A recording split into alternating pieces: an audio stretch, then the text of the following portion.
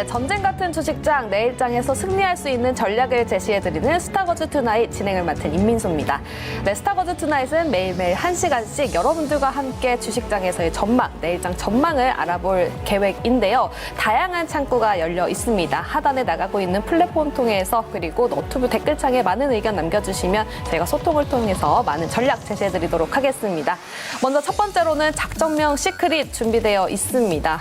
내일장에서는 어떤 이야기를 좀 봐야 할지 그리고 관련해서 어떤 종목을 봐야 될지 이야기 나눠보면서 전략을 세워보도록 하고요. 또 돌격 내일장 준비되어 있습니다. 1월 달에도 수익률 대결이 펼쳐지니까요. 과연 어떤 종목을 편입할지 이야기 들어보면 좋을 것 같습니다. 먼저 이혜린 캐스터와 함께 오늘 어떤 이야기 나눌지 바로 만나보도록 할게요.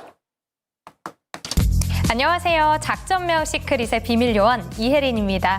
먼저 오늘 우리 시장 어떤 분위기였는지 지수부터 살펴보겠습니다. 연일 상승세를 이어가던 우리 시장 오늘은 브레이크가 걸렸습니다. 미증시가 새해 첫날 조금 미끄러지는 모습 보이면서 우리 시장은 그 영향을 그대로 받았는데요. 먼저 코스피 지수부터 살펴보겠습니다. 오늘 2.34% 하락한 2607.31포인트로 거래를 마쳤습니다. 계속해서 상승세 보이던 삼성전자와 비롯한 대형주들이 오늘 3% 이상 급락하면서 그 영향을 지수가 그대로 받는 모습이었고요. 오늘 상승하고 있는 종목 281개 종목이었고요. 하락한 종목이 조금 압도적입니다. 612개 종목이 하락하면서 코스피 거래 마쳤습니다. 이어서 코스닥도 살펴보겠습니다. 오늘 코스닥도 0.84% 하락하면서 871.57포인트로 거래를 마쳤는데요. 마찬가지로 시가총액 상위 종목 대부분이 하락을 하는 모습이었습니다. 오늘 상승한 종목 665개였고요. 하락하는 종목은 890개였습니다. 오늘 두 시장의 수급 살펴보겠습니다. 오늘은 모두 다 개인이 홀로 상승을 담아내고 있는 모습이었는데요. 코스피부터 살펴보시면 개인은 무려 1조 3,145억 원을 담아냈습니다. 반면 외국인과 기관은 각각 973억 원, 기관은 1조 2,225억 원을 덜어내면서 코스피 지수를 끌어내렸습니다. 코스닥 수급도 살펴보겠습니다. 개인이 홀로 3,315원을 매수 우위를 보였지만 외국인은 879억 원, 기관은 2,264억 원 덜어내는 모습이었습니다. 이어서 오늘 꼭 짚어봐야 할 이슈 하나씩 확인해 보겠습니다. 먼저 첫 번째 이슈입니다. 삼성전자 그리고 SK하이닉스의 동반 하락, 원인은 실적 우려일까요? 네, 오늘 네덜란드 ASML의 대중 수출 통제 이슈로 반도체 관련주들 전반적으로 약세였는데요. 그래도 최근 들어 반도체 주가가 회복하면서 우리 시장을 상승세로 이끌었죠. 삼성전자 4분기 영업이익 예상치를 보면요. 적자 폭이 78% 줄어들 거로 예상이 되고 있고요. SK하이닉스도 매분기마다 영업 손실을 계속해서 줄여나가고 있습니다. 두 기업 모두 디램 가격대를 올해 40% 이상 인상하면서 실적 개선에 나설 기대감이 더욱더 높아지고 있습니다. 이어서 두 번째 이슈 살펴보겠습니다. 네, 우주항공 섹터 2024년은 넘버스의 해가 왔습니다. 네, 오늘 힘든 시장 속에서도 넘버스의 해가 왔습니다. 네, 이렇게 우주항공 섹터는 계속해서 상승세를 보이고 있는데요. 최근 상승세를 보이고 있는 우주항공 섹터 네, 이렇게 넘버스의 한 해가 될 걸로 보여지고 있습니다. 마지막으로 세 번째 이슈 짚어보겠습니다. 네, 미국 신약 승인 50%가 증가하면서 제약바이오 품풍이 불가에 대한 기대감이 커지고 있습니다. 양시장 모두 오늘 제약바이오만이 상승하는 흐름이었는데요. 작년 미국 FDA의 신약 승인이 전년 대비 58% 증가했습니다. 이렇게 바이오테크 기업에 대한 투자 증가로 이어지고 있는데요. 작년에 FDA로부터 알츠하이머 치료제인 이 램컴비가 정식으로 승인을 받았고요. 올해 일라일리도 허가가 되면서 치매 치료제에 대한 기대가 더욱더 커지고 있습니다. 네, 이렇게 오늘장 마감 상황과 세 가지 핫 이슈 살펴봤습니다. 매니저분들과 앞으로의 작전 짜보도록 하겠습니다. 네, 작전 세워봐야 되겠죠. 두 분과 함께 해보도록 하겠습니다. 정종택 매니저 그리고 조범수 매니저와 함께 해보도록 할게요. 모두 어서 오세요. 네, 안녕하십니까. 네, 안녕하십니까. 제가 2024년 첫 멘트를 하는데 이렇게 또 말을 더듬어 버렸습니다. 오랜만에 일하니까 굉장히 떨리네요. 잘 쉬고 오셨습니다. 그쵸. 조범수 매니저님, 정종택 매니저님 모두 잘 계셨죠? 네, 오랜만에 뵈서 저도 반갑고 기쁩니다. 오랜만에 오니까 스튜디오도 바뀌고 널찍해져가지고 엄청 좋습니다. 네. 말씀 좀 길게 해주세요. 저 안 반가운가요? 저희는 안 쉬고 일해가지고. 죄송합니다. 제가 또 오니까 강성호 앵커가 사라졌더라고요. 네. 먼저- 어떤 방송 가 계시던데요? 맞습니다. 정종택 매니저님, 어떻게 저 혼자 해도 잘할 수 있을까요? 충분히 워낙 또 잘하시는 또 앵커님이시니까 네. 저는 이제 믿고 따라가겠습니다. 네, 전혀 진심이 안 느껴졌고요. 다음 조범수 매니저님, 저 혼자 잘할 수 있을까요? 성 아나운서께는 좀 죄송하지만 네. 좀 남자 한 분 줄어서 더 화사해지지 않았나. 네. 좀 그렇게 생각합니다. 알겠습니다. 이렇게 좀 화사하게 해보자라고 말씀을 해주셨는데 사실 오늘 시장이 화사하지는 않았어요. 그렇죠? 맞습니다. 저는 시장이 막 올라가길래 와 내가 한국 가도 딱 올라가겠지 했는데 제가 오자마자 이렇게 또 파란불을 켰는데 사실 먼저 코스피 수급을 살펴보면 기관의 매도세가 굉장히 강했습니다. 먼저 조범수 매니저님 이런 기관 매도세 어떻게 해석을 해봐야 될까요? 사실 시장 내에서 좀 차익이 나올 법한 구간 내에서 좀 나왔다는 판단이 좀 주요할 것 같습니다. 기존의 시장을 좀 바라보셨었을 때 우리가 아마 12월 20일 기준으로 이후부터 제가 아마 현금에 대한 무조건 확보 측면을 많이 강조드렸었던 이유가 이 이후로부터 선현물 기준으로 베이시스 포인트가 대략적으로 4포인트가량 크게 벌어지는 모습이 있었습니다. 12월 20일이 어떤 날이었느냐 기억하실런지는 모르겠습니다만 선물 기준으로 매수가 굉장히 많이 들어온 날이었었다. 이전 구간 내에서 1조 5천억 이상 굉장히 강력한 선물 매수세가 들어온 이후엔 항상 조정이 찾아왔었다는 이야기를 전달드렸다시피 일단 최근에 대형주 그리고 선물 기준으로 외국인들의 매수세가 강하게 들어오면서 시장에 급격한 상승분을 만든 모습이 있었습니다만 오늘장 기준으로 지금 외국인들이 1조 5천억 원 가까이 선물에 대한 매도를 진행했고 현물에 대한 매도는 그렇게 큰 편은 아니었습니다.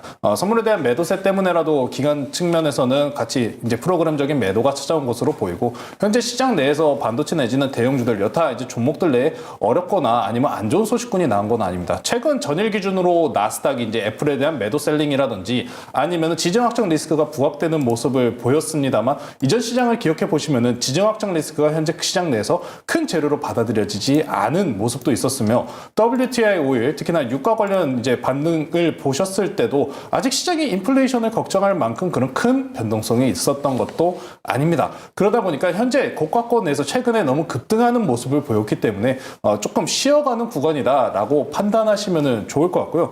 최근에 외국인들이 일단 오늘 마이너스 1조 5천억 가까이 매도한 부분에 대해서는 일단 미국 시장 그리고 외국인들의 선물에 대한 매도세가 어느 정도 시점에서 멈추는지 그 부분을 좀 노려보면서 지켜보면 좋을 것 같습니다. 알겠습니다. 외국인의 그 매도도 좀 확인을 해봐야 될 것 같다 말씀을 주셨는데 정종택 매니저님 네. 일각에서는 또 이런 이야기가 있습니다. 오늘 있었던 이 조정이 이유가 있는 조정이었기 때문에 그래도 좀 괜찮다라는 해석이 나오고 있어요.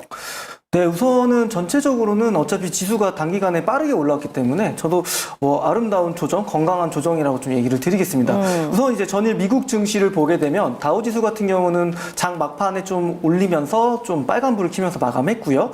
나스닥 같은 경우는 1.6% 정도 하락 마감했는데 오늘 우리나라 증시는 사실 이제 디커플링이 됐었던 거죠. 그래서 다우지수 같은 경우는 조금 전에 말씀 주신 것처럼 외국인 선물 매도세가 강했고 근데 현물을 보게 되면 장 초반보다는 그 매도세가 좀 약해졌다라는 거는 그래도 이 오후장에서 어딘가로 좀 움직임이 있었다라고 좀 보여지는데요. 오늘 저는 시장의 좀 한중평을 좀 얘기 드려보자면 네. 대형주에서 이제 중소형주 쪽으로 좀 손바뀜이 일어났던 하루라고 좀 얘기를 드리겠습니다. 그런 게 오늘 양 증시에 좀 명확하게 좀 나타났던 하루라고 좀 얘기 드릴 수 있을 것 같고 우선은 좀 차트에 대한 위치에 대한 부분들 이제 코스피와 코스닥의 대한 위치를 좀 비교하면서 좀 설명을 드릴 텐데 항상 저는 방송에서 강조드렸던 것 중에 하나가 코스피 지수 같은 경우 이미 직전 고점을 돌파를 했습니다. 그만큼 또 강한 저항대, 매물대를 맞았기 때문에 조정이 나올 수밖에 없었고요.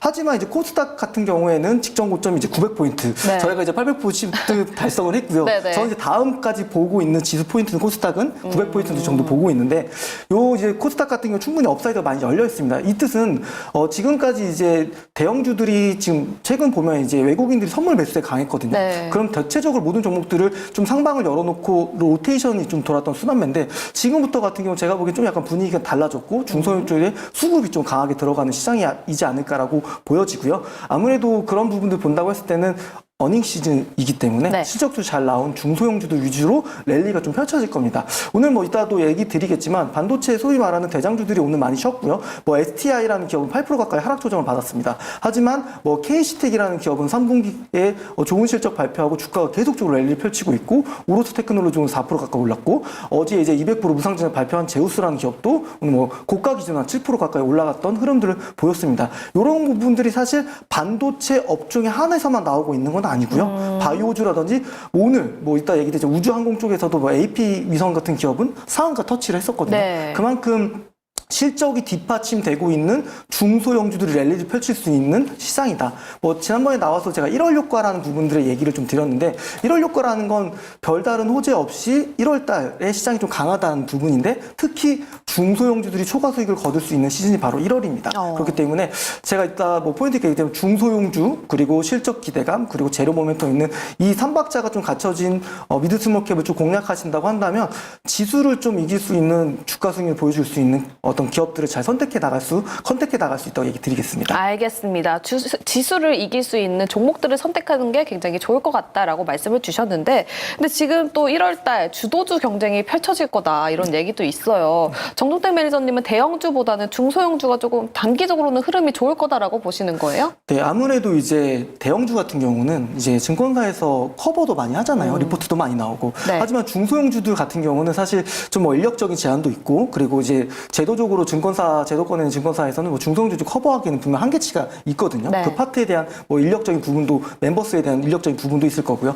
그렇기 때문에 사실 뭐 삼성전자와 하이닉스가 오늘 지금 이제 위치를 보게 되면 21평선에서까지 좀 지지를 받았습니다. 네. 요거는 사실 뭐 신고가를 경신을 하고 좀 조정을 받은 거였기 때문에 어떻게 보면 기대치를 좀 많이 반영시켰고요. 하지만 아직 실적에 대한 어떤 기대치가 반영되지 않은 중소형주 쪽에서 랠리가 나올 수 있다라고 보고 있습니다. 그렇기 때문에 저는 1월 달까지만 하더라도 이제 1월 달 한해서 얘기를 좀 드려보자면, 저는 중소형주들이 대형주들을 좀 아웃 퍼포먼스 할 수 있는 미드 스몰캡을 좀 보셔야 된다고 얘기 드리겠습니다. 네, 알겠습니다. 이렇게 이야기를 또 들어봤는데, 사실 지금 조범수 매니저님께는 시장 매크로적인 것보다 한 가지 더 여쭤보고 싶은 게 있어요.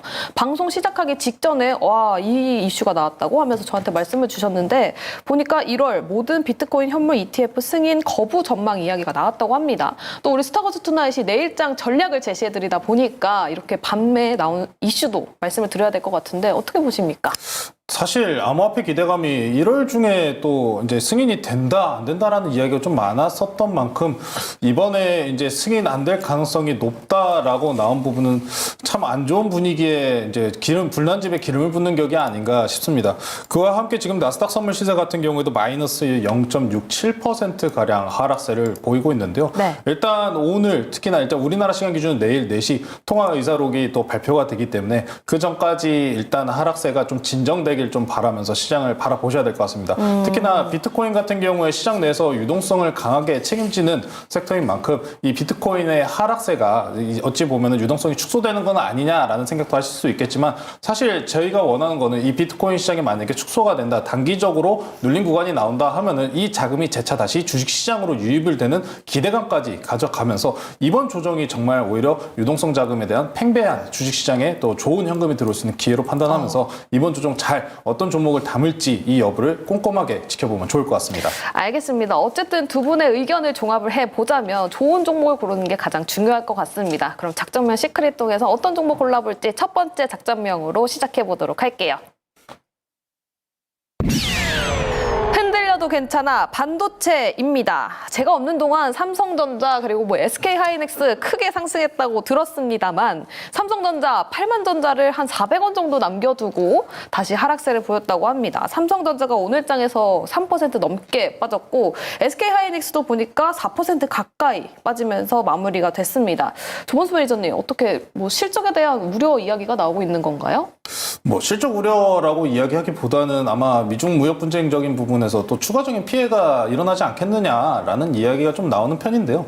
사실 미중 무역 분쟁 관련된 부분에 대해서는 우리가 최근에 반도체 수출 이 데이터를 확인해 보시면은 우리나라가 이전까지는 중국과 미국 중에 중국의 수출 비중이 높았었다면 지금 1위는 미국으로 또 바뀐 상황입니다. 그쵸. 그러다 보니까 사실 이 미국이 재편해놓은 대만과 한국, 일본 이 공급망 사이에서 크게 우리나라가 이 미중 무역 분쟁적인 부분에서 큰 좀 악재적인 모습으로 다가오기는 좀 어렵지 않나. 최근에 시장이 어찌 보면은 대형주 기준으로 많은 상승분을 보였기 때문에 일부 차익이 나온 모습이니까 너무 걱정하실 필요는 없을 것 같고요. 상당히 재밌는 소식은 오히려 삼성전자와 SK하이닉스가 추가적으로 상승을 할 법한 이슈만 추가적으로 나오고 있다는 겁니다. 화면 한번 같이 보실 텐데요. 제가 개인적으로 항상 좀 자주 보는 이 사이트가 있습니다. 트렌드포스라고 해서 반도체 특히나 업군 내 가격들에 대한 변동성을 계속해서 체크해주는 사이트이기도 합니다.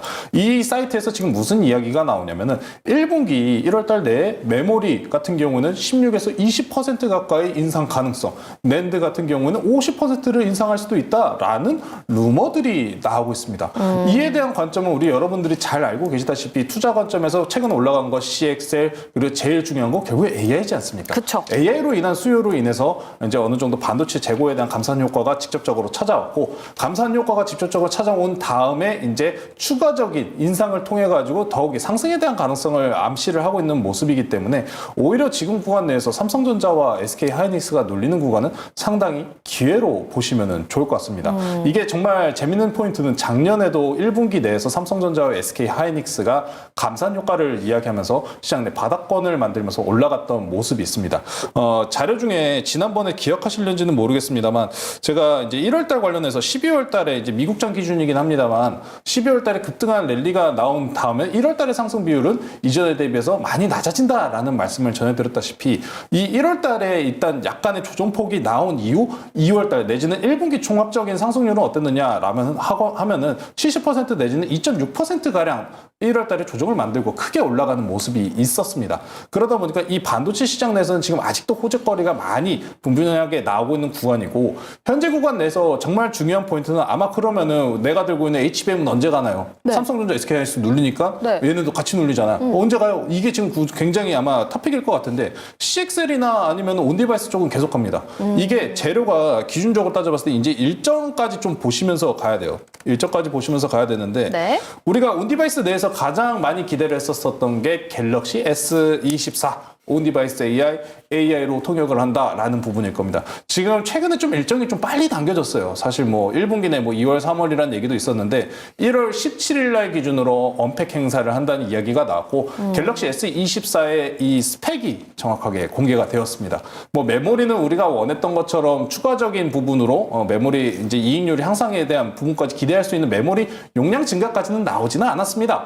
다만 이제 갤럭시 S24라는 이 우리가 목표를 했었던 제품이 출시되는 만큼 단기적인 재료 소멸 내지는 이 구간 내에서 다음 방향성을 찾아볼 모색할 수 있는 구간까지 왔으니까 일단 1월 중순까지는 저는 갤럭시 S24가 출시되기 전까지는 CXL 내지는 이런 온디바이스와 같이 중소형주로 가는 시장은 최대한 추가적으로 이어질 가능성은 높다고 보고 있는 편이고요. 사실 이게 갤럭시 S24에서 이제 스펙표를 이제 가져왔는데 여기서 좀 주목해볼 부분이 있습니다. 메모리 안 늘어났고요. 뭐 카메라선은 뭐 당연히 좋아지겠죠. 네. 뭐 디스플레이도 좋아질 거고요. 근데 이거 다 제쳐두고 우리 여러분들이 이제 투자를 하시면서 확인하셔야 될 부분이 바로 AP 시장인 것 같습니다. 뭐 MPU라든지 아니면 최근에 메모리 LPDDR5라든지 여러 가지 섹터를 많이 들으셨겠지만 이제부터 주목해 보셔야 되는 거는 AP 시장입니다. 이게 굉장히 연관성이 길게 짚어야 되는 게 대만의 정책적인 부분도 있습니다. 대만 총선이 특히나 1월 13일 날 가까워지는데 이 대만 총선 따라 가지고 미국의 공급망이 재편될 가능성 그리고 대만에 뭐가 있습니까?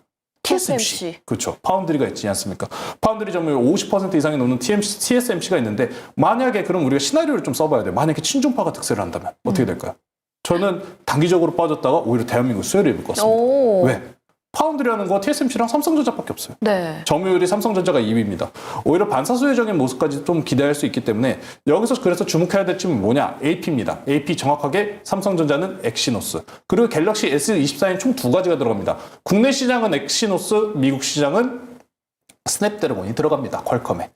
이 AP 시장이 이제 이전에 구동 영상도 있는데 스냅드래곤 같은 경우에 이제 AI를 정확하게 구동하는 영상까지 올려주었던 만큼 이 AP가 AI를 구동하는 제일 중요한 시장이 될 것으로 보이기 때문에 기존의 파운드리 특히나 AP와 연관 엑시노스 관련주 이쪽으로 일단 시장에 주목도를 올려 보시면 좋을 것 같고요. 디램 낸드는 계속 좋습니다. 사실 CXL 관련주가 저는 장기적인 관점 내에서 이 수익성이 엄청나게 뛰어날 것 같지는 않다. 사실 이렇게 들으면 되게 나쁜 얘기 같잖아요. 네, 장기적으로 안 좋다고요? 장기적으로는 저는 안 좋다고 본다고 이렇게 말씀드리는데 그럼에도 이런 종목들이 잘 올라가는 연유가 잘 생각해 보시면 CXL 관련주라고 올라가는 종목들 보면은 메모리랑 낸드 관련주입니다. 네. 메모리 낸드 방금 전에 무슨 얘기 드렸어요? 인상 가능성. 네. 20%, 50% 다시 증설 사이클이 들어간다. 삼성전자 2분기부터 영업이익 회복 들어간다라는 이야기는 점진적으로 이제 감산 효과 끝내고 증설 그리고 향후에 점진적인 가격 인상 사이클로 들어간다는 이야기이기 때문에 선행적으로 메모리와 낸드 업황들이 계속해서 좋은 모습이 있는 겁니다. 오늘 네오셈 아니면은 IYK 아주 이런 종목들이 이제 잘 올라간 배경에는 메모리와 낸드 시장 내에서 선행적인 이제 매수세가 들어왔다. 수율 공정적인 측면에서 이제 증설 기준에서 가장 중요한 포인트인 수율 공정 부분의 종목들이기 때문에 이런 종목들 일단 단기적인 이제 사이클 내에서는 추가적으로 주목해 보실 필요가 있을 것 같고요. AP, 파운드리 그리고 메모리 낸드 이쪽 시장은 이번 조정 시에 반도체 조정 시에 무조건 꼭 담아야 될 섹터로 한번 뽑아보겠습니다. 알겠습니다. 반도체 여전히 조정 시에 매수할 수 있는 좋은 기회다라고 말씀을 주셨습니다. 지금 댓글창에서 골든볼님께서 삼성전자 하이닉스 빠지면 소부장이 가겠어요라고 말씀을 주셨어요. 정동택 매니저님, 아까 전략을 제시해 주실 때도 대형주보다는 중소형주가 크게 갈 가능성이 좀 있다라고 말씀을 주셨는데 어떻게 이 댓글에 대해서는 어떤 솔루션을 주실지? 전 충분히 중소형주들이 랠리를 펼칠 거라고 생각을 하는데요.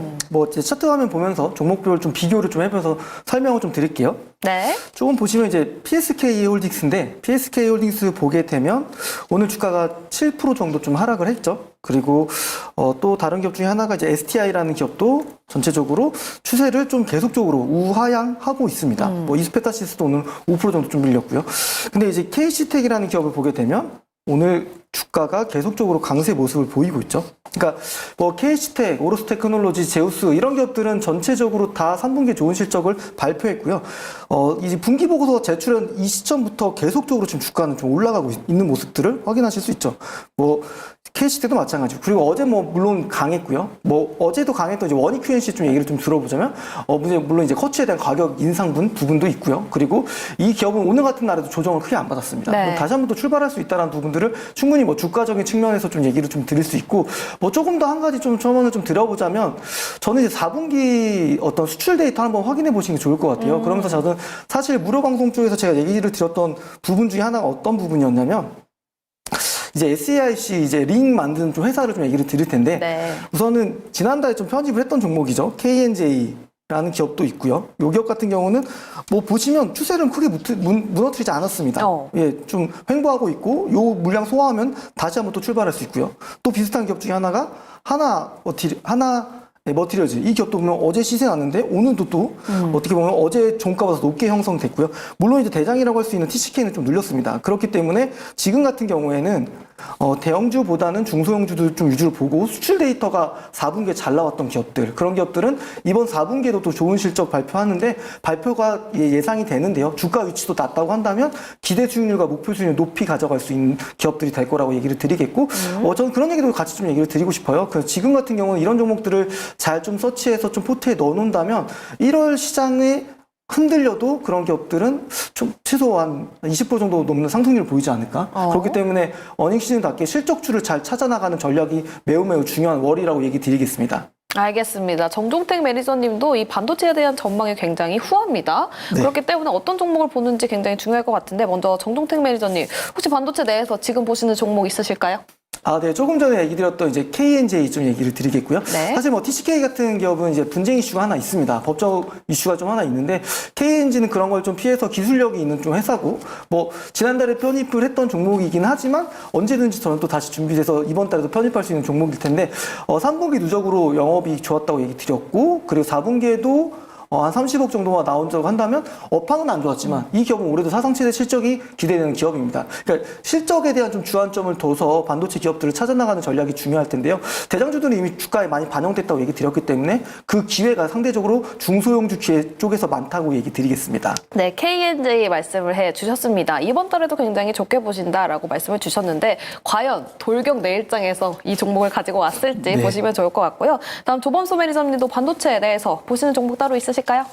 저는 파운드리 쪽에서는 SFA 반도체 쪽을 아마 보고 있고요. 일단 말씀드렸던 대로 이제 대만 총선 이슈가 붙어 있는 상황이기 때문에 파운드리 그리고 메모리 향을 동시에 잡고 있는 SFA 반도체 같은 경우에는 좋은 상승률을 좀 기대해 볼 수 있을 것 같습니다. 제가 주목하는 부분이 메모리와 낸드 이제 원래 가격이 정상화 내지는 상승 구간에 돌입하는 걸 보자라는 말씀을 드렸는데 메모리나 낸드 제품들 같은 경우에는 현재 초창기 구간 내 수요 공정 개선이 어느 정도 이루어져야 되는 구간이다 보니까 이 이제 종목들 중에 SFA 반도체, YIK, 테크윙, 네오셈 이런 이제 전반적인 CXL 관련 쪽으로는 좀 올라갔었던 종목들을 보시면은 수율 공정과 굉장히 연관이 높은 테스트라든지 이런 쪽으로 엮여 있는 것을 보실 수 있습니다. 이런 종목들이 이제 앞으로 향후에 메모리 가격 인상과 증설 사이클 내에서 가장 강력한 상승분을 보여줄 수 있는 섹터로 보고 있기 때문에 저는 수율 공정과 관련된 이런 네오셈, YIK 그리고 SFA 반도체, 파운드리 쪽까지 연결해서 이런 시장 종목들 관심 있게 보시면 좋을 것 같습니다. 알겠습니다. 관심 종목들 SFA 반도체까지 이야기 들어봤고요. AP 중심으로의 종목들 살펴보셔도 좋을 것 같습니다. 네, 첫 번째 작전은 여기서 마무리 지어보도록 하고요. 두 번째 작전으로 넘어가 보도록 할게요. 네, 두 번째 작전명입니다. 이제는 민간이 주도한다. K우주항공입니다. 우주항공 섹터가 또 강세를 보여주고 있어요. 과연 이 우주항공 섹터 올해 내내 또 상승을 보여줄지가 궁금한데 정종택 매니저님, 지금 저희 작전명에도 나갔다시피 민간이 주도하게 된다라는 이야기가 나오고 있는데 그럼 네. 전반적으로 훈풍을 이뤄주게 되는 걸까요? 네, 저는 사실 이제 공기업도 민영화들을 많이 하잖아요. 그만큼 효율성을 많이 높이겠다는 부분일 텐데 결국 이게 자율 시장이 좀 맡기게 되면 시장은 또 성장할 수밖에 없을 거라고 좀 보여지고요. 또 민간에서는 또 자율적으로 이제 뭐 보이지 않는 손처럼 네. 또 충분히 좀 경쟁 구조에 의해서 좀 잘 전반적으로 좀 성장할 거라고 좀 보여집니다. 뭐 최근에 이제 2주 동안 있었던 이 우주 산업 관련된 수주 내용들을 좀 간단하게 자료 화면을 통해서 좀 설명을 좀 드리겠습니다. 보게 되면 이제 최근에 이제 하나 시스템 보시면 세트렉아이 그리고 제노쿠, 컨텍 이런 기업들 보면 주가가 연일 좀 강세였고요. 조금 더 좀 얘기를 보태보자면 뭐 AP 위성은 거의 오늘 상한가 터치를 했었고 그리고 캔코 에어로스페이스도 오늘 주가 흐름도 괜찮았습니다. 그리고 사실 이제 미국 기업 중에 이제 보잉이라는 기업이 하나 있는데 네. 보잉 기업이 최근에 주가는 굉장히 강했거든요.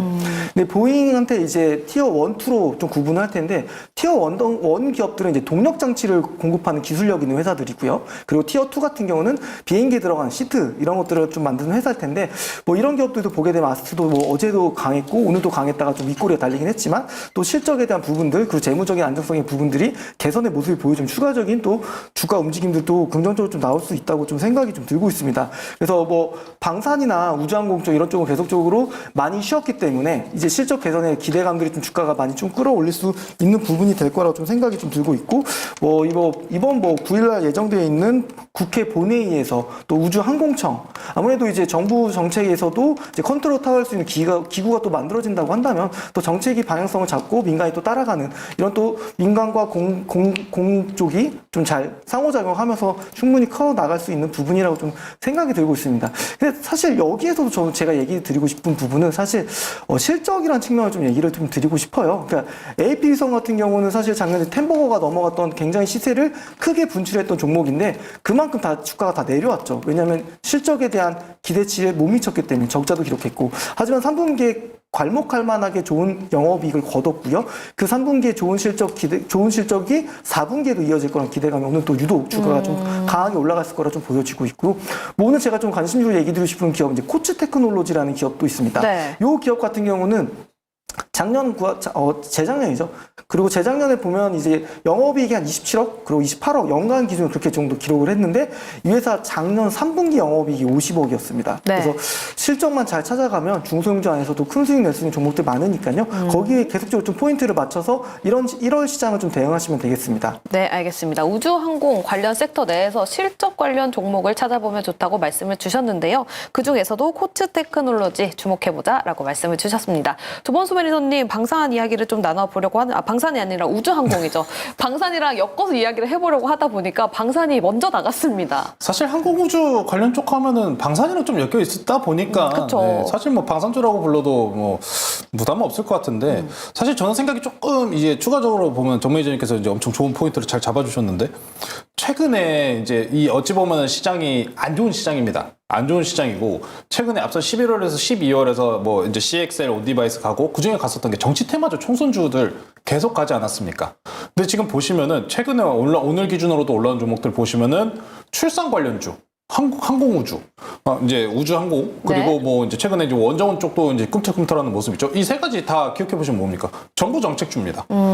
이게 어찌 보면은 총선을 앞두고 정부에서도 지속적인 이제 시장에 대한 이제 상승 모멘텀 아니면 참가율을 늘리기 위한 이런 표심을 불러일으키는 정책들을 많이 이제 나오고 있다 보니까 기존의 정부 정책주들이 이렇게 움직이는 거는 크게 이상한 모습은 아닌 것 같습니다. 총선 기간 전까지는 이제 물론 물론 이제 총선 관련주도 봐야 되고 이런 정부 정책주도 좀 바라보셔야 될 건데 사실 이제 특히나 우주 항공주 같은 경우에는 방산 쪽과 엮여 있다는 부분이 최근에 우리가 가장 중요하게 짚어봐야 될 부분은 미국 시장 내지는 전 세계 기준으로 방산 시장이 아직도 성장세를 이루고 있다는 모습일 겁니다. 우리가 처음 시작하면서 지정학적 리스크에 대해서 좀 짚어봤습니다만 지정학적 리스크가 실질적으로 완전히 사라진 건 아닙니다. 우크라이나 러시아 전쟁은 아직도 진행 중이고요. 중동 전쟁 같은 경우는 현재 아직도 확전을 하는 모습을 보여주고 있습니다. 시장 내에서 걱정을 하고 있는 뭐 지금 당장 중국 경기 때문에 뭐 대만에 침략할 확률은 매우 낮다라고 이야기를 하고 있지만 네. 중국과 대만에 대한 경계감까지. 사실 지금 전 세계적으로 군비 증강에 대한 부분은 이미 트렌드입니다. 장기적으로 이어왔던 트렌드고 사실 시장 내에서 좀 소외받으면서 기간 형태로 좀 조정을 받았을 뿐이지 아주 매력적인 섹터이기 때문에 저는 개인적으로 이 방산과 엮어가지고 수출 향에 굉장히 넓힐 수 있는 종목들을 좀 많이 주목해 보셔야 한다. 좀 생각을 하고요.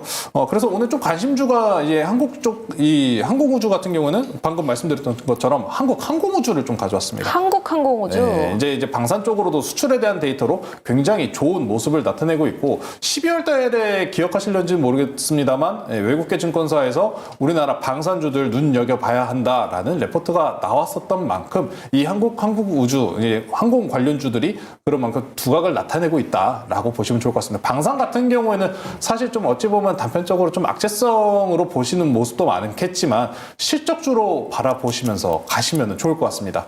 알겠습니다. 실적과 관련된 종목들 보면 좋다라고 두 분 다 모두 말씀을 해줬습니다. 또 조범수 매니저님께서는 총선과 관련해서 정책 관련된 이야기를 모멘텀으로 받을 수 있다고 또 하니까요. 4월 전까지 살펴보셔도 좋을 것 같네요. 그럼 세 번째 작전으로 넘어가 보도록 할게요. 네, 세 번째 작전명 제약바이오의 부는 훈풍입니다. 제약바이오주 12월 달부터 좀 심상치가 않습니다. 제가 사실은 12월 달부터 제약바이오주를 이야기할 때마다 저는 못 믿겠는데요. 저는 못 믿습니다. 제약바이오 무서워서 못 들어가겠습니다. 라고 말씀을 드렸었는데 먼저 조범수 매니저님 이게 무슨 일이죠? 제약바이오 이제 주도주 가는 건가요? 뭐만 얘기하면 주도주 간다고 하면은 다 가겠습니다. 1월 달이잖아요. 물론 기대감은 충분히 안 할 주도주 법한 경쟁이 적인데 치열하다 보니까 빨리 선점을 해야죠. 저도 사실 바이오는 개인적으로 좀 어려워하는 섹터 중에 하나기도 합니다. 네. 사실 뭐 국내에서 바이오에 좀 안 좋았던 이슈들이 많은 기업들이 있으신 만큼 바이오라는 섹터가 좀 쉽게 접근할 수 있는 이제 그런 섹터는 아닐 겁니다. 이제 제가 생각하는 부분이 최근에 이제 금리 인하에 대한 기대감이 상당히 시장 내에서 많이 불어왔는데 저는 바이오를 보실 거면 이것만 보고 가셔도 좀 좋다고 생각합니다.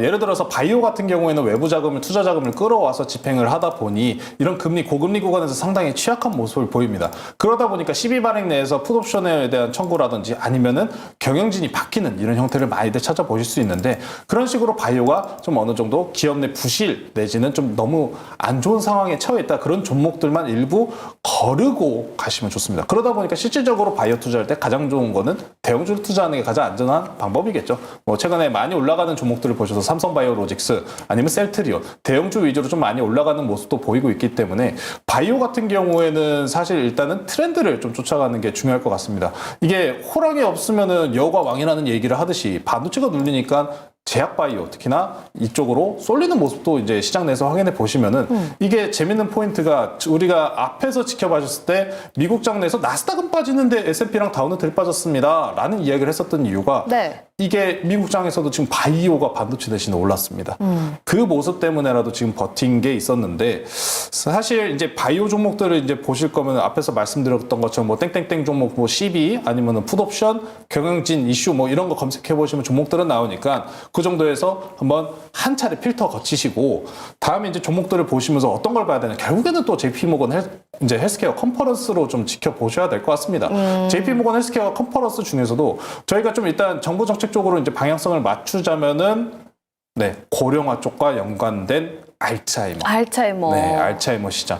이 알츠하이머 시장이 실질적으로 이제 2023년도 이제 7월 기준으로 이제 FDA에서도 승인 건수가 이제 여러 차례 나오면서 기대감을 불러일으킨 적이 있는데요. JP모건 헬스케어에서도 알츠하이머와 관련된 이야기가 주도적으로 좀 나올 것으로 보이기 때문에 아마 이제 전 세계적으로 고령화에 대한 이슈는 장기적으로 이어갈 것으로 보입니다. 오늘 기준으로도 좀 알츠하이머와 관련된 종목 섹터군들이 좀 좋은 상승분을 보였고요.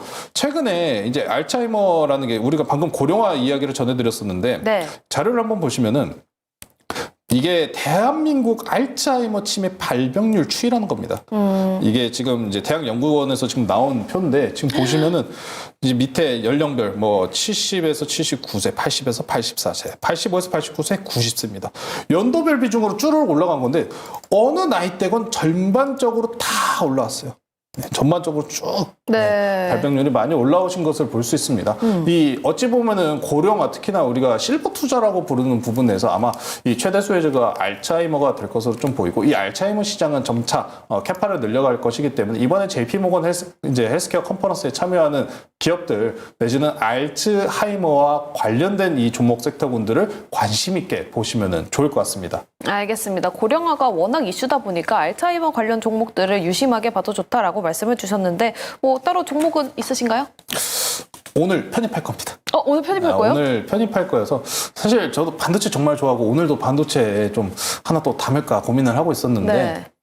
그래도 바이오 하나쯤은 들고 가자. 일단 시장 조정 나오고 있다 보니까 만약에 이게 반도체 내에서 대형주들이 눌리면은 이제 소부장 이제 소중형주들만 가는 시장이 좀 열릴 가능성은 높습니다. 그리고 오늘과 같이 시장 내에서 분위기가 반도체가 눌리면은 바이오가 대신 상승분을 보이는 이런 엎치락뒤치락하는 반도체 2차전지 바이오 이 3파전의 모습을 보여줬기 때문에 지금은 일단은 바이오가 여우가 된 것 같습니다. 바이오에 일단 단기적으로 좀 들어가려고 하니까 이따가 종목 소개시켜드릴 수 있도록 지금 대본에는 하겠습니다. 나와 있는 종목들이 있는데 이거 언급하지 말까요? 비밀인가요? 사실 이 종목들도 다 알츠하이머 내지는 CMO 기업입니다. 이게 정매니저님께서 이전에 제약바이오 관련해서 CMO를 딱 주목하셨다시피 네. 그 부분은 정매니저님한테 꼼꼼히 여쭤보시면 좋을 것 같습니다. 알겠습니다. 또 돌격 내일장에서 편집을 하신다고 하니까요. 끝까지 보시면 좋을 것 같고요. 우리 정종태 매니저님도 네. 바이오 관련해서 첨언하실 게 있으신지. 네, 저도 오늘 이제 알츠하이머 좀 얘기를 좀 드리고 싶은데요. 네. 뭐 이쪽에 대한 시장이 좀 계속 좀 커지고 좀 있고, 뭐 사실은 이제 저희가 이제 바이오 좀 다뤘을 때 11월 18일 정도 한번 다뤘더라고요. 그때 제가 관심주로 얘기 드렸던 종목이 이제 SK 바이오팜이었는데, 요 기업도 한번 좀 제가 실적적인 측면이랑 같이 좀 맞물려서 좀 설명을 좀 드리고 싶은데 우선은 적자가 좀 계속적으로 줄어들고 있고요. 영업이익 같은 경우는. 그리고 보시면 지금 매출액은 계속적으로 성장하고 있는 모습입니다. 그리고 4분기에도 흑자 전환이 좀 예상되기 때문에 그런 부분들이 좀 부합이 되면서 주가가 11월 18일 횡보를 하던 주가가 이번에 또 JP모건 헬스케어 참여한다는 좀 기대감이 좀 올라갔기 때문에 요 JP모건 헬스케어 그 부분에 대해서는 참여는 하지만 아직 올라가지 못한 기업들 좀 찾아보시는 게 좀 중요하다고 좀 얘기를 좀 드리겠고, 그리고 알츠하이머 쪽 얘기 드리면 이제 레켄비 관련해서 이제 미국 기업인 바이오젠과 이제 일본 기업인 예자이가 협업을 해서 만든 이 부분이 이제 미국과 일본의 정식 품목 허가를 받았습니다. 그리고 2028년까지 매출액이 5조 5천억까지 크게 성장할 걸로 좀 보이고 있고요. 일라일리도 알츠하이머 치료제 관련된 도나네밥을 이제 올해 1분기 정도에 좀 승인받을 걸로 좀 예정이 되고 있습니다. 그래서 좀 움직임들을 좀 관련돼서 좀 얘기를 좀 드려보자면 우선 아리바이오가 가장 강하게 먼저 좀 시세를 출발했다는 거 확인하실 수 있고요. 그리고 이번에 오늘 같은 경우는 NK맥스가 주가가 오늘 좀 강하게 좀 올라가는 좀 모습이었고요. 마지막에 이제 다음 이제 순번이 될 수 있는 종목들을 좀 찾는 것도 좀 중요하다고 좀 보이겠고, 사실 뭐 키워드가 작년에는 뭐 비만 치료제였지만 올해는 또 알츠하이머 쪽으로 넘어간다는 좀 뉴스도 있기 때문에 이쪽에 대한 시장에 대한 어떤 성장성을 보시면서 좀 파이프라인을 가지고 있는 기업들을 관심 있게 보시면 되겠습니다. 관심 종목 있으실까요? 네, 저는 NK맥스 얘기 드리겠습니다. 네, 알겠습니다. 이렇게 제약바이오 관심 종목까지 두 분께 이야기 나눠봤고요. 그럼 돌격 내일장 과연 어떤 종목을 편입하실지 바로 넘어가 보도록 할게요.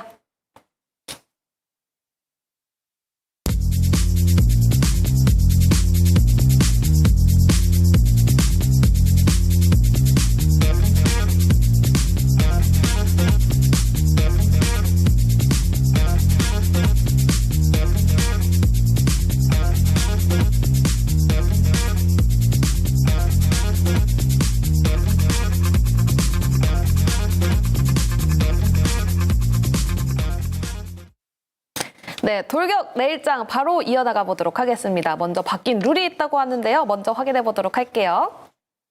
네, MBN골드 4인 매니저의 대결이 펼쳐지고 있습니다. 출연 당일에 한 종목씩 편입이 가능한데요. 이 부분이 추가가 됐다고 하네요. 시가총액 1,000억 원 이상인 종목만 편입이 가능하다고 합니다. 또 수익률은 매일 종가를 기준으로 합산값이 나가고요. 방송 다음 날 거래일 지정가로 편입이 되는데 매수가에 도달하지 못했을 경우에는 시초가로 편입이 됩니다. 또 무수가 터치 시에는 가격 전략 재설정이 가능하고요. 손절가, 익절가 터치 시에는 포트에서 제외시킬 수 있습니다. 또 우리의 룰 중에 하나 추가가 있었는데 전화 연결 편입이 있었어요. 그거는 또 사라졌고요. 또 매도는 언제든지 가능합니다. 방송 다음 날 시초가로도 매도할 수 있으니까요. 참고해 보시면 좋겠습니다. 그럼 12월 수익률 확인해 보도록 할게요. 먼저 개인 순위 보도록 하겠습니다. 한규수 매니저님 72.92%, 73% 가까운 수익률을 보여주면서 1등으로 마무리가 됐습니다. 2위에는 오늘 출연하는 정종택 매니저님 60% 가까운 수익률 보여주면서 마무리가 됐고요. 3위에는 백인현 매니저 자리했습니다. 다음 종목별 순위도 확인해 보도록 할게요. 네, 한규수 매니저의 퀄리타스 반도체 56.38%로 1위를 차지했고요. 2위에는 레뷰 코퍼레이션 정종택 매니저의 종목입니다. 51.85% 수익률, 그리고 3위에는 오늘 출연하는 오러스 테크놀로지 조범수 매니저님의 종목 22.83% 수익률 보여주면서 마무리가 됐습니다. 제가 없는 동안 정종택 매니저님 수익률이 굉장히 크게 올라갔습니다. 매니저님 12월 달 마무리가 어떻게 된 거죠? 우선 바이오주들 주가 흐름이 좀 괜찮았고요. 뭐 가장 이제 핫했던 거는 이제 레뷰코퍼레이션이 틱톡샵 네. 관련 이슈로 좀 엮이면서 강하게 좀 주가가 좀 올라갔는데, 우선은 뭐 레뷰코퍼레이션은 많이 좀 얘기 드렸으니까 그 외에 좀 바이오 업종 세 종목 좀 얘기 드리고, 세 종목 말고 대표적인 한 종목 들을 수 있을까요? 우선은 그럼 유한양행 좀 얘기 드리겠습니다. 네, 유한양행 들어보도록 할게요. 네, 유한양행 같은 경우는 뭐 편입하고 나서도 주가가 좀 계속적으로 올라가고 있고요. 사실 다른 이제 JP모건 헬스케어 참여하는 기업 대비해서 주가가 좀 덜 올라간 부분은 있습니다. 뭐 아직도 이제 막 저항대를 뚫고 다시 한번 또 시세를 분출될 수 있는 기업이기 때문에 아직 모멘텀 살아있고요. 계속적으로 관심 있게 보셔도 된다라는 것 좀 얘기를 좀 드리겠습니다. 알겠습니다. 그리고 이제 하나 더 해도 될까요? 네. 네. KNG 좀 얘기 드렸으니까 짧게 좀 하겠습니다. 한올바이오파마, KNG. 한올바이오파마 그럼 하겠습니다. 네. 한올바이오파마도 크게 좀 시세냈다가 요 장대 양봉 캔들의 중심값을 또 잘 지지받고 있습니다. 11일평선에서 오늘도 종가 지지 받았고요. 다시 한번 또 여기 자리를 좀 지켜준다고 했을 때는 다시 한번 또 재차 상승에 대한 기대감도 가질 수 있다라는 거 좀 얘기 드리겠습니다. 네, 12월 마무리에 우리 또 정종택 매니저님이 바이오로 크게 수익을 받다 보니까 계속해서 팔로우업 해보시면 좋을 것 같습니다. 다음 조범수 매니저님의 종목도 리뷰를 해볼 텐데요. 먼저 어떤 종목 리뷰해보도록 할게요. 12월 초에 이제 드립했던 종목들이 참 애증의 종목들인데 네. 이슈들이 좀 부각이 되었다 보니까 넥슨 게임즈 그리고 좀 MBT 말씀을 전해드리겠습니다. 게임주들 같은 경우에 최근에 이제 중국에서 이제 이야기가 나온 부분이 있었는데 담당자가 또 해임을 당했다는 이야기가 나오면서 아무래도 이제 중국 증시 내 하락을 불러왔다는 게 좀 주된 이유가 아닐지 그런 모습을 살펴보고 있습니다. 넥슨 게임즈 이야기를 드리는 부분은 제가 패키지 게임 내 시장 내에서 좀 상승에 대한 가능성을 정말 좋게 보고 있고 최근 그리고 이제 넥슨 게임즈는 내 지분에 대한 매입권에 대한 이슈가 있다라는 부분으로 접근했었던 종목인데 이 종목 같은 경우에는 배당락 그리고 중국 이슈로 좀 밀렸다 보니까 손절이 나간 종목 중에 하나입니다. 다만 이제 넥슨 게임즈가 오늘 좀 이슈가 나왔었던 게 이제 정부 법원에서 또 이제 확률 논란과 관련되어서 100억 원 가량의 이제 과징금이 나온 모습 때문에 이 게임 업계도 사실 단편적으로는 안 좋은 선례를 좀 남기게 되었다라는 부분이 좀 문제가 될 것 같습니다. 다만 그럼에도 불구하고 게임주들도 금리 인하의 수혜를 받는 종목들 중에 한 종목이고 넥슨 게임즈 같은 경우에는 보유 산하 스튜디오가 가장 많은 종목 중에 한 종목입니다. 패키지 게임 내지는 북미 유럽 시장 향으로도 지금 많은 또 이제 도전을 펼치고 있는 종목이기 때문에 저는 이 종목 정말 애증의 종목으로 좀 생각하고 장기적으로 바라보셔도 게임주에 편입하실 거면 저는 무조건 넥슨 게임즈라고 좀 설명을 드리겠습니다. 그리고 MBT 같은 경우는 사실 좀 많이 아까워요. 그쵸. 12월에 올라갔으면 좋았을 걸 그 스트레드 관련주들 갈 때 못 가고 이제 와가지고 올라오는 참 그 안타까운 모습을 보여줬는데 아마 제가 더 아마 노력을 하라는 그런 의미로 좀 받아들여야 되지 않을까 싶습니다. MBT 같은 경우에 이전에 짚어드렸다시피 네이버 웹툰 나스닥 상장 그리고 현재 네이버에서 스트리밍 서비스를 진행하는 치지직에 대한 효과를 좀 이제 받는 종목이다라고 말씀드렸다시피 현재 구간 내에서 적절한 가격 조정 형태를 이루면서 이제 급등이 나왔기 때문에 저는 장기적으로 추가적으로 지켜보셔도 좋다고 생각합니다. 알겠습니다. 또 이번 달에서 좋은 수익률을 거두겠다라고 말씀을 주셨는데 조범수 매니저님 과연 어떤 종목 편입하실까요? 아까 정 매니저님께서 레빗 캔비 말씀하셨지 않습니까? 네. 참 이게 이야기가 참 연계돼서 참 기분 좋다고 이야기를 드려야 될 것 같은데 레캔비 관련주 중에 하나인 한국파마 오늘 포트내에 편입해 보도록 하겠습니다. 한국파마입니다. 한국파마가 이제 아무래도 이제 레캔비 말씀드렸던 부분이 아까 이제 우리가 앞에서 이제 알츠하이머 그리고 내지는 지금 시장이 아무래도 나스닥의 하락세를 보이고 있는 모습 때문에라도 내일장 추가적인 하락이 좀 일단은 좀 불가피해 보입니다. 물론 이제 내일 우리나라 시간 기준으로 내일 새벽 4시에 이제 통화 의사록이 나오기 때문에 그 부분의 반등에 대한 가능성도 지켜볼 수 있겠습니다만 일단은 만약에 조정이 나온다면은 반도체들 내지는 대형주들 눌릴 때 바이오들이 반사수혜를 좀 받을 수 있다라는 부분도 보시면 좋을 것 같고요. 정부에서 특히나 정신건강정책 이제 혁신책도 발표를 하면서 한국파마 내지는 제약 쪽들에 더 추가적인 홍풍을 불러일으킬 만한 정책들도 지속적으로 이어지고 있습니다. 한국파마 같은 경우에 일단 알츠하이머 그리고 이제 정부 정책적으로 수혜를 보는 방향성으로 지켜보시면서 추가적으로 또 이제 뇌전증 치료제 이제 데파코트라고 해서 이제 상반기 2월에서 3월 사이에 또 이제 출시를 할 예정입니다. 이 3월 내에서 이제 이 데파코트와 관련돼서 이익성 개선이 될 가능성도 매우 높으니까 이번 1분기 내에서 관심이 있게 지켜보시면 좋겠습니다. 네, 가격 전략까지 들어보도록 할게요. 한국파마 일단 목표가는 29,400원이고요. 손절가는 22,000원 제시해드리겠습니다. 네, 조범수 매니저의 목표가 한국파마 목표가는 29,400원, 손절가는 22,000원을 제시해 주셨습니다. 다음 정종택 매니저님은 과연 어떤 종목 편입하실까요? 네, 저는 이제 LNK 바이오라는 좀 기업을 좀 준비를 했습니다. 우선 실적적인 측면 보면서 얘기 좀 드릴게요. 우선은 올해 예상되는 영업이익은 36억 정도 되고요. 그리고 이 회사 같은 경우 2020년부터 2022년까지 계속적으로 적자를 기록했던 기업입니다. 3분기 누적까지 대략적으로 21억 정도 거뒀고요. 제가 좀 이제 4분기 실적 자체가 미끄러지질까라는 우려도 있을 수 있겠지만 왜냐하면 3분기 영업이익이 좀 많이 안 좋았거든요. 근데 수출 데이터가 또 굉장히 좀 좋았습니다. 4분기에. 그래서 기대감은 계속 좀 살아있는 기업이라고 좀 얘기를 드리고 있고 몇 년 만에 이제 흑자 전환이 좀 기대감이 될 수 있기 때문에 또 요럴 때 기업의 주가가 가장 또 강하게 오를 때는 적자 기업이 흑자로 돌아설 때 강하게 좀 올라가는 부분이 있습니다. 기술적인 위치 좀 얘기를 드려보자면 물론 이제 박스권 돌파하고 계속적으로 우상향하고 있고 단기 이평선은 크게 이탈하지는 않고 있습니다. 그렇기 때문에 거래량도 최근에 몇 번 실렸었고요. 충분히 저는 올해 사상 최대 실적이 예상되는 기업이기 때문에 작년 9월 정도에 전고점을 넘어갈 수 있는 힘을 탄력성을 받을 수 있는 기업이라고 좀 얘기를 좀 드리겠고 이 기업에 대한 이제 가격 전략 좀 얘기 드리겠습니다. 네. 우선 매수가 같은 경우는 1,300원이고요. 그리고 목표가 같은 경우는 12,500원, 손절가는 9,500원으로 제시드리겠습니다. 네, 정종택 매니저의 내일장에서 편입할 종목은 바로 LNK 바이오였습니다. 목표가는 12,500원, 손절가는 9,500원 바라보고 있습니다. 네, 정종택 매니저를 만나볼 수 있는 창구 안내해 주시죠. 네, 저는 이제 온라인 무료 방송 오후 5시에 진행했고요. 거기에 이제 아까 얘기 드렸던 1월에 중요하게 봐야 되는 키워드 좀 중점적으로 얘기 드렸습니다. 좀 보시면 되시고, 그리고 중요한 또 공시 내용들, 또 어닝 시즌이니까 실적 빠르게 나온 종목들 계속적으로 녹색 밴드에 올려놓겠습니다. 그래서 밴드 검색하셔서 정종택 검색어 들어오시면 되겠습니다. 네, 정종택 매니저님 무료 방송은 따로 없으시고 네이버 밴드 많은 관심 부탁드리겠고요. 조범수 매니저님 창구 있으실까요? 저도 오늘 무료 방송은 앞에 시간에서 장 마감하고 하고 왔다 보니까 네이버 밴드 신강섭 조범수 검색하셔가지고 참고하시면 좋을 것 같고요. 오늘 무료 방송 내에서 바이오 그리고 반도체 관련해서 어떻게 대응을 하셔야 되는지 앞서가지고 설명드렸었던 상세적인 섹터 내에서 종목군들 잡아드렸으니까요. 관심 있게 보시면 좋을 것 같습니다. 알겠습니다. 조범수 매니저의 네이버 밴드까지도 많은 관심 부탁드리겠습니다. 이렇게 두 분 소통할 수 있는 창구 안내해드리면서 스타거즈 투나잇은 여기서 인사드리도록 할게요. 내일 더욱더 알찬 소식으로 찾아뵙도록 하겠습니다. 시청해주신 여러분 고맙습니다.